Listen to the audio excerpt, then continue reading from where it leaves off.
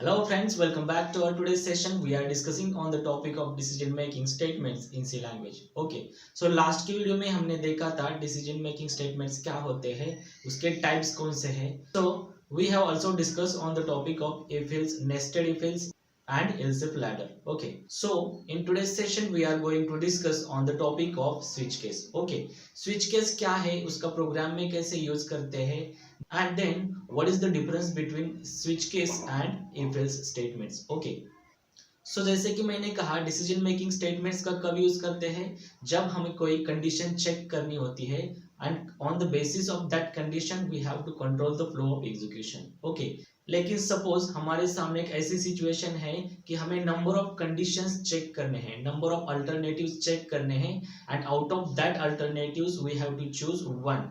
In that scenario, can we use if statement? No, that is not feasible to use if else statement. So what can we do in that scenario?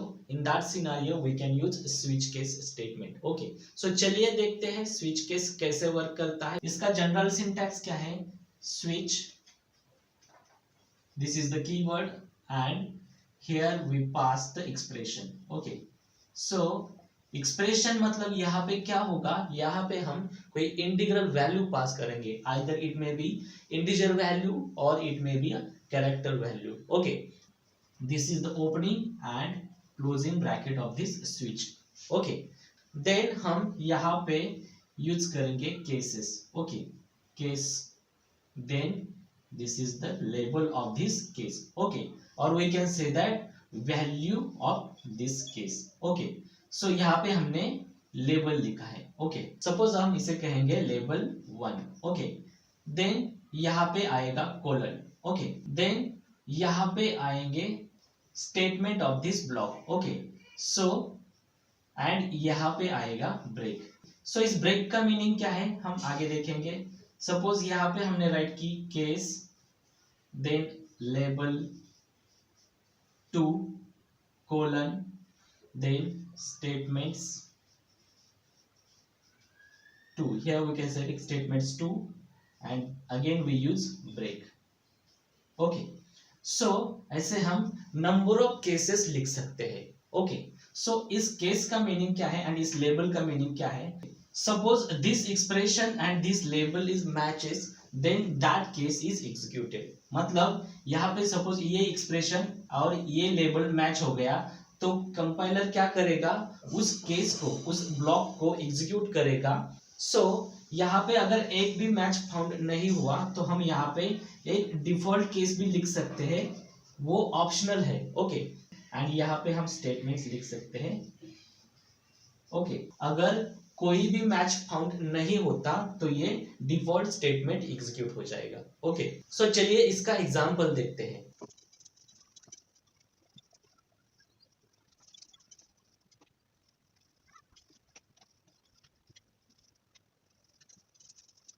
Okay, so यहाँ पे हमने एक programme लिखा है. User को एक list display होगी, addition, subtraction and multiplication. Okay, user कोई भी चॉइस एंटर करके वो ऑपरेशन परफॉर्म कर सकता है. ओके, सो आउटपुट स्क्रीन पे कैसे दिखेगा, first addition, second subtraction, third multiplication. Okay, so then printer में हमने एक स्टेटमेंट पास किया है, enter your choice. Okay, same उसी तरह यहाँ पे क्या मैसेज डिस्प्ले होगा, enter your choice. Okay, and यहाँ पे हमने स्कैनअप से यूजर से इनपुट लिया है. Okay, so suppose user input करता है ऑप्शन फर्स्ट. सपोज यहाँ पे चॉइस यूजर ने इनपुट की ch is equal to 1. Okay, expression में हमने जो वैल्यू पास की है वो वैल्यू उस केस से मैच होती है कि नहीं, ये पहले कंपाइलर चेक करेगा. सो कर्सर यहाँ पे आएगा, केस की वैल्यू क्या है, 1 है. सपोज हमने 1 ऑप्शन सिलेक्ट किया तो ये केस एग्जीक्यूट हो जाएगी. सो यहाँ पे हम पूरा एडिशन का प्रोग्राम राइट कर सकते हैं, राइट. ओके, सो यहाँ पे हमने जस्ट मैसेज किया है एडिशन ऑपरेशन. ओके, सो अगर यूजर सेकेंड चॉइस एंटर करता है तो यहाँ पे कंपाइलर क्या करेगा, ये केस मैच होती है कि नहीं चेक करेगा. देन यहाँ पे आएगा, यहाँ पे चेक करेगा इस लेबल के साथ.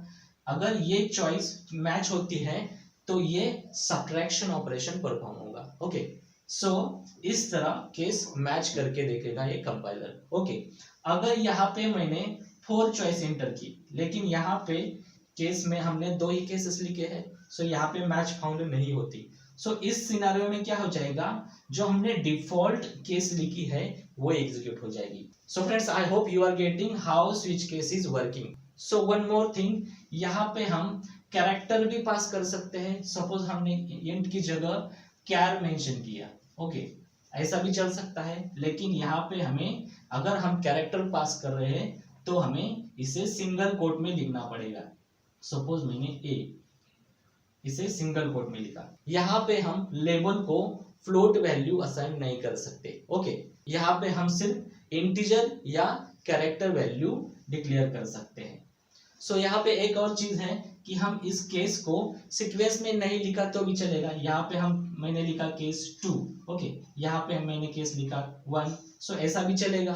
सपोज मैंने यहाँ पे ब्रेक कीवर्ड नहीं यूज किया, ओके, ब्रेक का यूज नहीं किया, तो क्या होगा, सपोज यहाँ पे मैंने चॉइस इंटर की 2, ओके, सो कंपाइलर क्या करेगा, इस केस को मैच करेगा, ओके, केस के लेबल को, देन ये वैल्यू मैच होती है तो कंपाइलर यहाँ पे आएगा, ये मैसेज प्रिंट करेगा, लेकिन इसे ब्रेक फाउंड नहीं हुआ तो कंपाइलर क्या करेगा, इस केस को भी एग्जीक्यूट करेगा, दैट इज एडिशन ऑपरेशन, ये भी मैसेज प्रिंट हो जाएगा, एंड देन सब्ट्रैक्शन ऑपरेशन, ये मैसेज भी प्रिंट हो जाएगा। देन उसके बाद ये उसको ब्रेक कीवर्ड फाउंड होता है तो ये यहाँ पे ब्रेक हो जाएगा एंड इस स्विच के बाहर निकलेगा। ओके, सो फ्रेंड्स, आया समझ में कि हमने जब ब्रेक कीवर्ड नहीं यूज किया तो क्या होता है। So friends, I hope you are getting all the things of this switch के स्टेटमेंट। सो चलिए अब इसका फ्लो चार्ट देखते हैं। सो फर्स्ट यहाँ पे आएगा expression,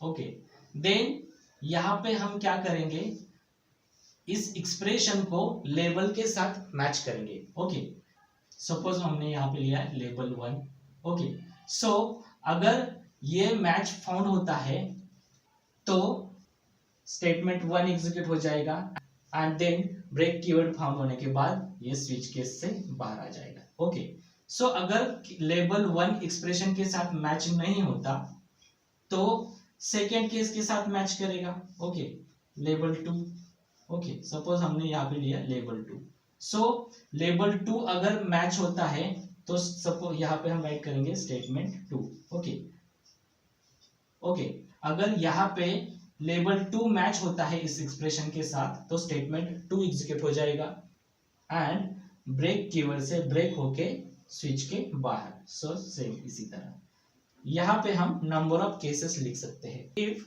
no any match found then default यहाँ पे एग्जीक्यूट हो जाएगा। सपोज हमने इसे कहा डिफॉल्ट, ये डिफॉल्ट एग्जीक्यूट हो जाएगा एंड डायरेक्टली ये स्विच के बाहर आ जाएगा। So friends, I hope you are getting how to draw the flow chart of this switch case statement. So friends, चलिए अब इसका प्रोग्राम देखते हैं, उससे आपका और क्लियर हो जाएगा कि ये स्विच केस कैसे वर्क करता है। ओके, सो चलिए अब इसका प्रोग्राम देखते हैं। यहाँ पे हम मैथमेटिकल ऑपरेशन परफॉर्म करने वाले हैं। यहाँ पे हम यूजर को लिस्ट डिस्प्ले करेंगे, that is first one is addition, second one subtraction and third one is multiplication. And user उनमें से कोई भी ऑप्शन सिलेक्ट करना चाहता है वो चॉइस एंटर कर सकता है। सो प्रिंटफ में हम पहले मैसेज डिस्प्ले करेंगे, that is first addition, second subtraction and third multiplication। Okay, so ये 3 ऑप्शंस होंगे। देन हम यूजर से पूछेंगे कि enter your choice. Okay, so second हमारा मैसेज डिस्प्ले होगा आउटपुट स्क्रीन पे, वो होगा enter your choice. Okay, then scanf function से हम यूजर से इनपुट लेंगे। ओके, यहाँ पे हम पहले इंटीजर वेरिएबल डिक्लेयर करेंगे इंट ch, देन हम स्कैनफ फंक्शन से यूजर से इनपुट लेंगे %d, इंटीजर है इसलिए address of ch। Okay, then हमारा आएगा switch case. Okay, switch case में हम एक्सप्रेशन पास करेंगे हमारी choice, that is ch, Okay, then this is opening and closing bracket of switch case. then हम यहाँ पे इंटर करेंगे केस का लेबल होगा 1. ओके, देन कोलन, एंड यहाँ पे हम केस 1 में प्रिंटफ में मैसेज प्रिंट करेंगे. सपोज यूजर अगर फर्स्ट चॉइस इंटर करता है तो हम यहाँ पे मैसेज प्रिंट करेंगे you have selected addition operation. So user अगर ये फर्स्ट चॉइस इंटर करता है तो ये फर्स्ट वाला केस एग्जीक्यूट हो जाएगा.